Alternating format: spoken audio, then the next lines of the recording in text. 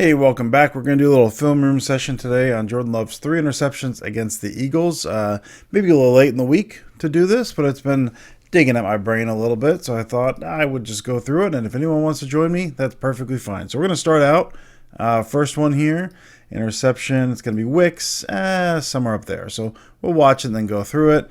We got talk about the defense and all that stuff. So we got kind of this four strong concept on the left. And we've got Eagles starting with too high. They're going to spin this down, which is what kind of informs this decision here. You've got in breaking plus a little escort screen to the side. One-on-one with Wicks. Slay, really nice interception there. So what do we got? All right, so we have got, again, what's going to inform this more or less, we will say, and I think it's going to be like this, kind of this cross-country dagger look. So you're looking to attack the middle of the field. You're going to have, as a late option, this little escort screen. So you've got this little kind of a check down plus, right? You got a blocker out in front. You got this guy then behind you. And then you've got over here, you've got Wicks. Now what's going to inform this is got these two high safeties. So they're going to attack the middle of the field. You got linebackers pulled up a little bit right there. That's good. Kind of playing shallow. So all right, we're going to try to attack with this concept behind them. The concept on this is 1 to 2. So you're working down, then this would be the 3. This over here is the alert. This is just a vertical route here. So this is only going to throw if you like the coverage. There's a very specific look or it's not part of the progression. So this, you're going to read this inside out. So you're reading Kraft in the middle. The idea being that if Kraft is not open, he's going to clear space in the middle for this in-breaker behind it from Dobbs. And so that's, you're reading 1 to 2. If that's not there, check over the swing. Now I say the alert. What's going to happen is with these too high here, if they back out, you've got that vertical route from Wicks capped. What they end up doing, we'll run this and we'll get into it a little bit here. They're going to spin down. So when they spin this down, Love's checking the middle of the field. When they spin this down, that takes that away. I don't even think he spins middle necessarily. You've got kind of a cover zero look to this side because I don't think he really spins middle. He's just taking on the middle. We got this robber now. So what you've got now, he's going to be running here. That's you got. I think that's DeJean there, kind of capping that, taking that away. Not capping, I guess necessarily, but he's taking that away. And then you've got these linebackers dropping for depth, which is going to take away the in-breaker from Dobbs, right there. So then he could go at this point. That's not there. I can check to the side. You got these guys kind of coming inside. You've got one guy in the boundary. I can check to this. I can then go over to this. But what this means with the DeJean kind of rotating down, I've got one-on-one. I got one-on-one, Wicks and Slay right up at the top here. Now, LaFleur's talked about this a little in the press conference, and we'll talk about what that means in terms of like the stacking. He said, I think Wicks should have stacked him. So we'll run this through. We got all that. So the decision, again, is made. Rotate down. He's checking the safeties. Rotate down. I got a one-on-one. I'm taking that. You can see it's all muddled in the middle. There's nothing there, right? So I'm taking this shot.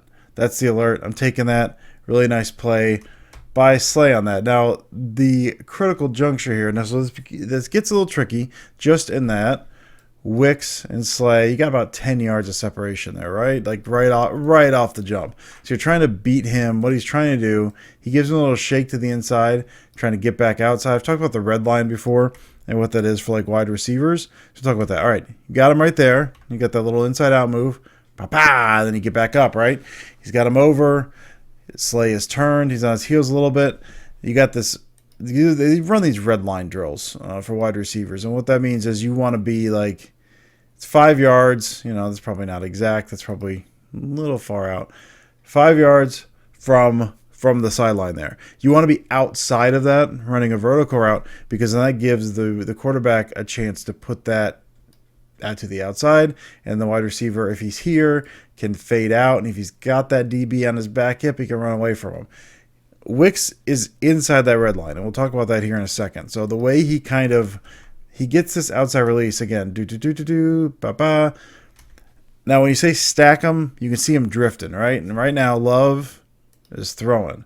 Love's throwing not out here. Love's throwing up here. You're expecting him to stack. What does stack mean? Well, look, he's got him here, right? He's got him. You've got a little bit of room over the top there. Stacking, you want him to work back over the top. Now you've got him, you want to stack him. You want to not fade out. You're not giving that DB room on the inside.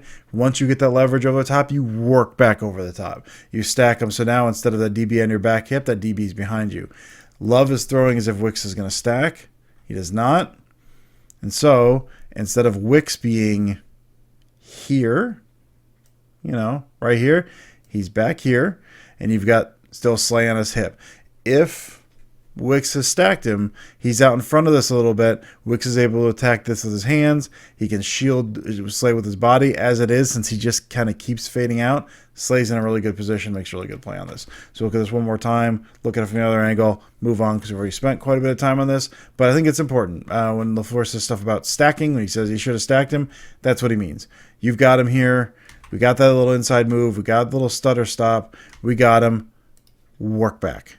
Work back over the top, stack him, keep him behind you. That's what he's talking about here. He does not. Slay stays in the back hip. Nice play. So, look at Love here from this angle. A little jittery on the camera angle here. And we'll just watch the throw itself. Which, again, if you look at it through the lens of Wicks is supposed to stack him, he expects Wicks to get over the top. This is not a bad throw. Like, it looks a little underthrown, but if Wicks is here instead of back here, or even, same position or whatever, but Slay's behind and now you can shield him with your body, that's a perfectly fine throw. Wicks just has faded out a little. He did everything right off the line. He kind of gets a little stutter stop. He's able to get over the top of Slay. You just got to finish the job, man. You got to stack on top. He does not. Slay, really nice catch there. All right, second one here. This is the one watching this live, as I assume a lot of us were. The second and 10, 45 seconds left in the second. Like, okay, man, maybe the Packers can make a push here, get some points before the half. That would be kind of nice. We'll run this. It's going to be an interception to the middle. Zach Bond. How did Love not see him? That's the thought. And especially true when you see it from the backside. We'll watch from the backside, and then we'll get into this a little bit. There's Bond right here. How does Love not see that guy?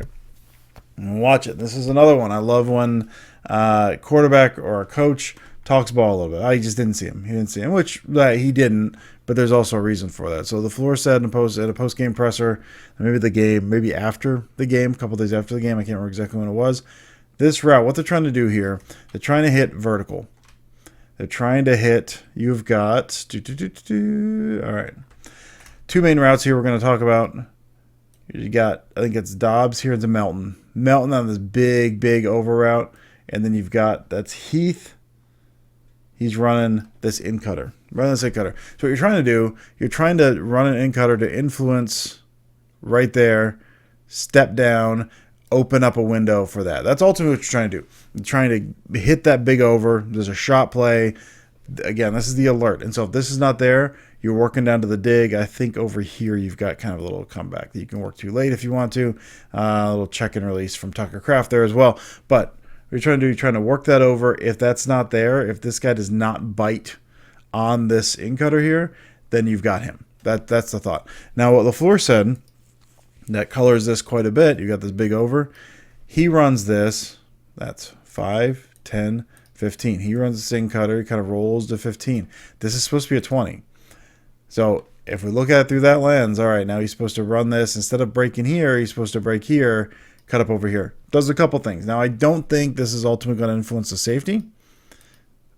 If this is deeper, you got a better chance. If you're cutting that vertical longer to that side, depending on the coverage, you got a better chance of having that safety step down over this, which opens that window over the top. The other thing it does, just based on the placement of the play, again, it depends on it. You're looking at these linebackers, depends on the read, depends on what you're looking at, all of that stuff. But that break is later. Like right now, okay, Love hits his back foot. You can see right here, stepping back. He is not breaking down on this in cutter. You also see right now, you got the in cutter. So if what you wanted is this big over route, that's out at this point because he's bracketed. You got this guy over the top, safety sitting back. He's taking that away. That's not there. So I work back down. Right now, he's at 15. This break is at 15. From this angle, it looks like there's a little more spacing than there is. As we saw from the back angle, there isn't. That's Bond right here. That's the guy who's going to make the interception. Love's going to throw this ball, and since he's already in the break, because that's a 15-yard route that he ran, that ball's going to go here. Bond's going to read that, step in front of it. If, draw this in pink, the what if, he takes this up and breaks here, Love kind of takes it, hitches, that throw is instead over here. Now we'll do this in pink. You got to wait for a minute. It's a little deeper. The trajectory is different. Breaks coming at a different point because you're running 5 yards and a couple, step or two further upfield. That's a place where Bond can't get it. It's tight. It would still be tight based on Bond's position, alignment, where he is. But he's kind of held down by Kraft here a little bit as well. So the trajectory of that ball is different, or that aiming point is different. Does not give Bond a chance to do it. And with Love coming out of this a little bit, there we go. It's not there. I'm looking at this deep shot. Safety's back. I'm coming back down. I'm throwing this. Bond's right there. Now, Bond makes a great play on this. Absolutely. But if this is wider, there's a wider throw as it should be, and you see Love's supposed to maybe take a little more time here. Boom, it's not there. Usually then it's like a hitch reset. She kind of does a little bit there. But again, the placement on this is different. You want this. He's throwing this. You can see the trajectory, and you see where Bond is from this angle. You see that clearly. If that's 5 yards deeper, you're throwing this. Bond's still roughly in the same spot, right? He's got to stay with Kraft. He's reading Love's eyes. Love is kind of looking at the same spot. This ball's over here at that point because it's further out, maybe more like that. Whatever. It's a place Bond cannot get it. Again, it's close.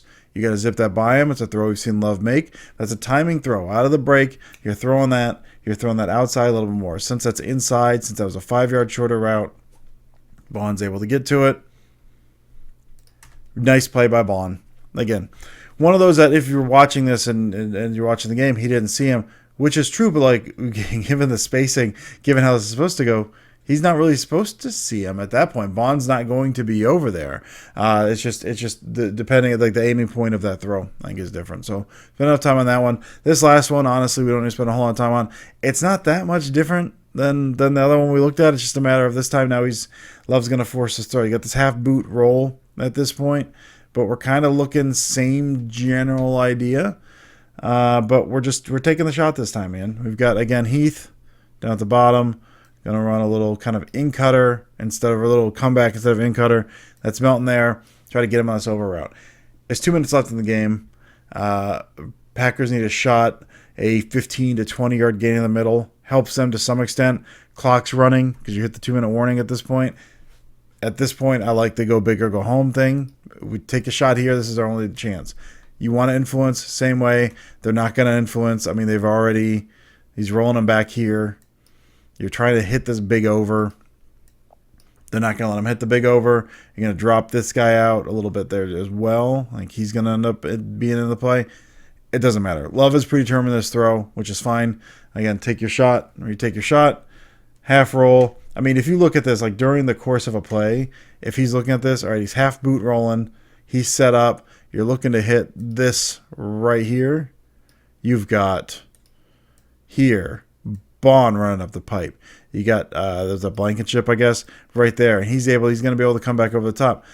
There's no reason to throw this ball. You work back down to this right here, to Malik Heath, right there, right in the middle of the field because he's on the outside. But given the time, situation, all that stuff, I'm chucking this thing. Maybe I get PI. Maybe the Belton comes down with it. I'm just throwing this ball. And that's a long throw. That's from their own 49, and that goes 5 yards deep in the end zone. Now, the other thing I'll say about this, listen, not that it matters in the grand scheme of this game. If you just watch Bond, right? And great game, tremendous season from him. Run up the pipe. Belton's, I'm going to come back for this.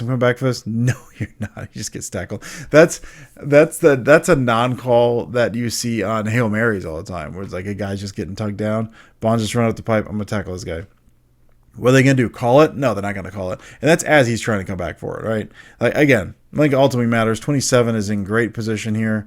One of those things that if you're throwing this ball, one of the things you're like, well, maybe I'll get PI here. Well, they probably should, but ultimately, that doesn't matter in the grand scheme of the game. Just one of those things that you're watching and go, oh my goodness. All right, so we'll watch the throw. She's getting a really long throw from his own 49, 5 yards deep in the end zone. It's at 5 to 7 yards across. Like that's a long throw.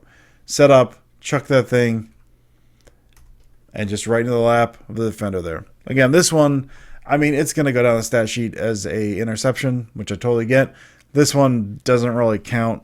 I mean, it counts, but it doesn't fully count just because it's, you're taking a shot. That's not something he throws in regular game situation. That's just given where you're at. That's more or less a one-man Hail Mary. You take that shot every time. So I hope this was interesting. I know it was for me, again, hearing some comments from LaFleur kind of talking about this. I wanted to get into mainly the stacking, because I know that that's a term that gets thrown around a lot, or a lot of people talking about the stacking. Wanted to show what that actually looks like, what that would look like, what they're kind of expecting on that, instead of just using the term stacking. We want to show that, and then also on that second play, what a difference that makes at 5 yards deeper. What does that look like on the field? What does that look like in terms of aiming point on the ball? So I hope this was interesting. I know for me, it's something that's been kicking around my brain the past 2 days, and this was interesting to look at. Kind of a what if, not necessarily what if, but just as I always try to do, like explain what we're seeing on the field and getting a little more color from the head coach and kind of what he thought was going to happen, what they're expecting to happen. I think makes these a little more interesting. So been rambling long enough. I probably will not do any more this week because I don't feel like it. But we'll probably get into some stuff in the offseason. So hope you all enjoyed this relatively extended look at these interceptions. For any of you who feel like watching interceptions at this point, I will talk to you later.